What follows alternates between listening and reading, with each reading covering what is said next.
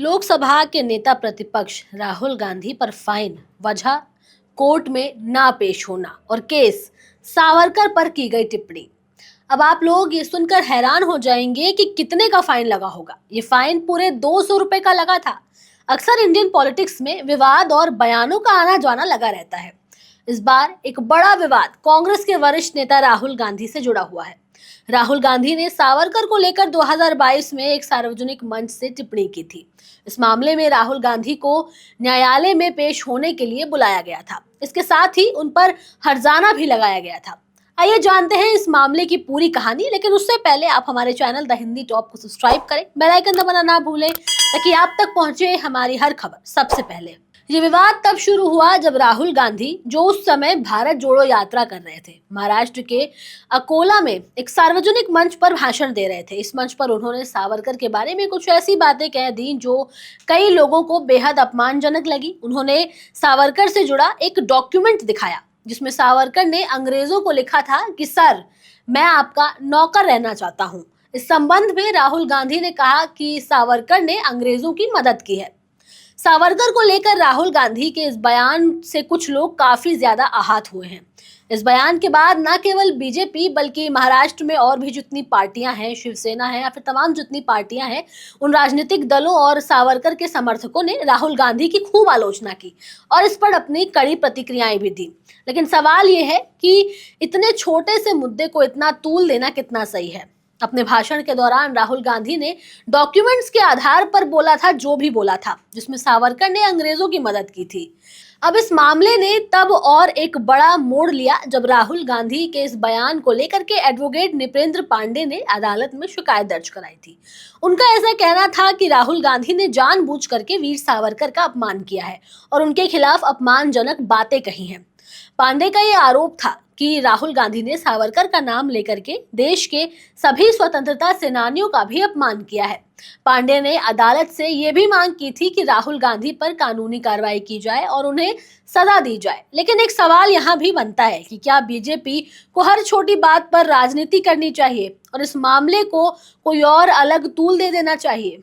आखिर में ये मामला एमपी एमएलए कोर्ट में चला, जहां विशेष एसीजेएम आलोक वर्मा इसकी सुनवाई कर रहे थे। राहुल गांधी की ओर से इस मामले में हाजिरी माफ करने की भी अर्जी दी गई थी।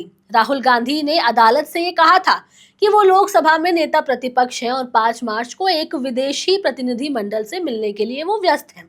ऐसे में वो अदालत में पेश नहीं हो पाएंगे।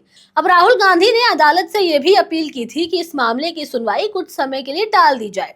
राहुल गांधी की इस अर्जी पर एडवोकेट नृपेंद्र पांडे ने विरोध जताया था। उनका कहना था कि राहुल गांधी को अदालत में पेश होना चाहिए था क्योंकि यह मामला गंभीर है और उनके द्वारा दी गई टिप्पणी ने सावरकर के समर्थकों को गहरा आघात पहुंचाया है। दोनों पक्षों की दलीलें सुनने के बाद अदालत ने यह फैसला सुना दिया कि राहुल गांधी की अर्जी को स्वीकार किया जाएगा। हालांकि अदालत ने राहुल गांधी पर 200 रुपए का फाइन भी जरूर लगाया।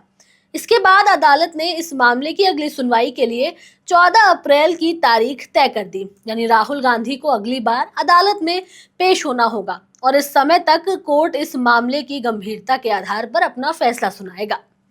राहुल गांधी की ओर से अदालत में जो अर्जी दी गई थी वो इस बात की ओर संकेत दे रही थी कि वो अपनी व्यस्तताओं की वजह से अदालत में पेश नहीं हो सके। वो देश के प्रमुख विपक्षी दल कांग्रेस पार्टी के नेता हैं और अक्सर संसद में वो व्यस्त रहते हैं। इसके अलावा उनकी अंतर्राष्ट्रीय प्रतिनिधि मंडलों से मुलाकात भी होती है जो उनकी व्यस्तताओं को और भी ज्यादा बढ़ा देती है। तो ऐसे में उनके कोर्ट में हाजिर ना होने पर 200 रुपए का जुर्माना लगाना कितना सही है? हालांकि ये मामला उनके लिए एक नया विवाद लेकर आया है। इससे पहले भी राहुल गांधी पर कई बार राजनीतिक बयानबाजी के कारण विवाद उठ चुके हैं।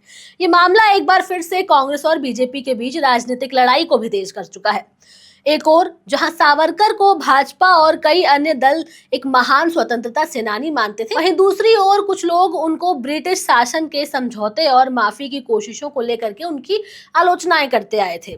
राहुल गांधी ने वहां केवल अपनी बात रखी, लेकिन उनके आलोचक मानते हैं कि यह बयान एक जानबूझकर की गई राजनीति थी जिसका उद्देश्य समाज में सिर्फ दरार लाना था।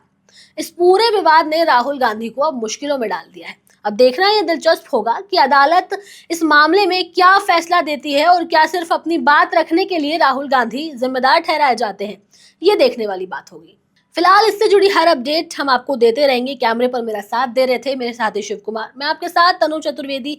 जाते जाते आप अपनी राय हमें कमेंट सेक्शन में जरूर दें। हमारे चैनल द हिंदी टॉप को सब्सक्राइब करें। हमें एक्स यानी ट्विटर, फेसबुक और इंस्टाग्राम पर भी फॉलो करें।